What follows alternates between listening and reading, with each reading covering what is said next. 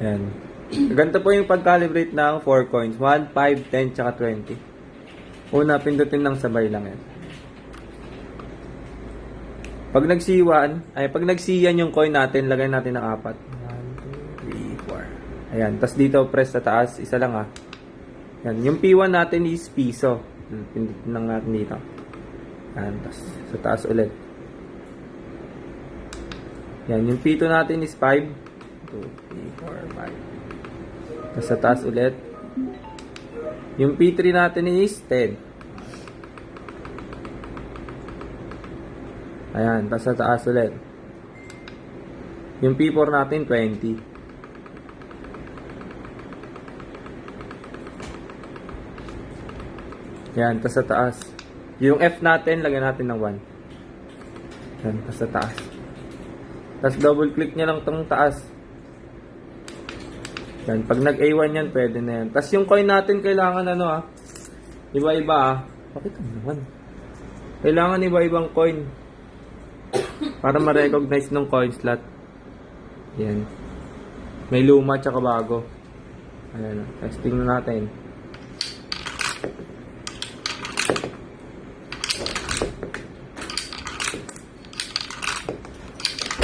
Ano 20 times na uhuhulugan Tatakpan mo. Ibang klaseng piso. Ayan, may indicator naman siya dito kung ilang coins na yung nahuhulog niya. Ayan. Mahirap kasi hawakan guys.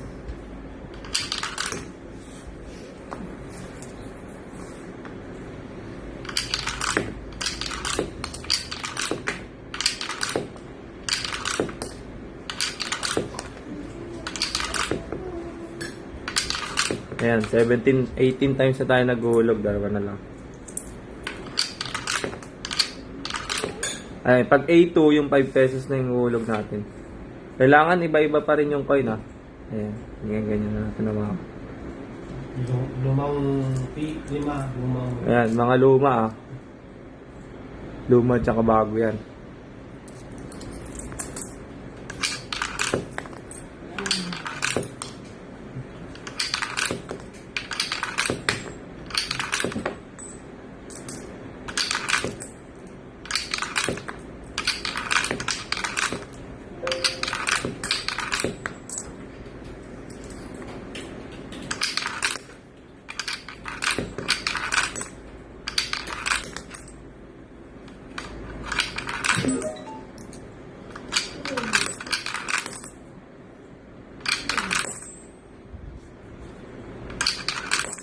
Yan. A3 naman natin is 10 pesos na.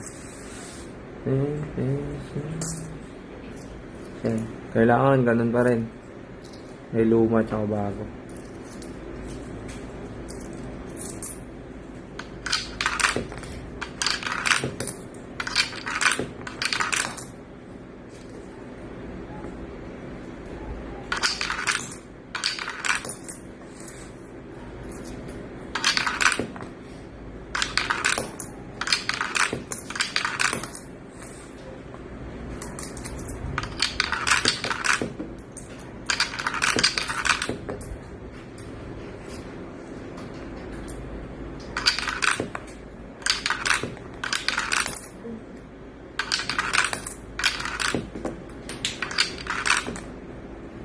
Ayan, pag nagkaroon pindot lang ng sabay.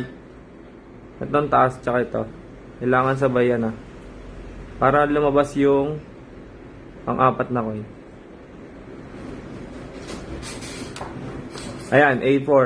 Ayan na yung 20 pesos natin.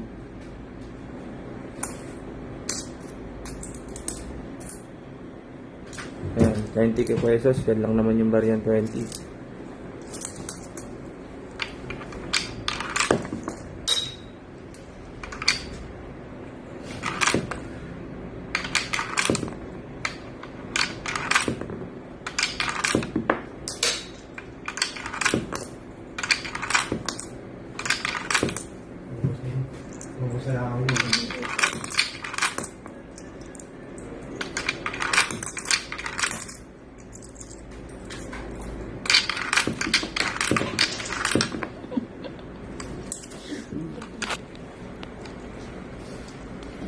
Bola kasi.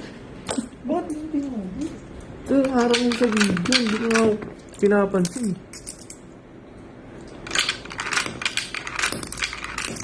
Ayan, okay na yan guys. May lalabas naman yan ah. Teka mo, testing natin. Ah, di ba? Pero mo, nag-credit na. Ah, nag-credit na siya. Oh, oh top 5. Ah, yung 10 naman, 10. Ah, di ba?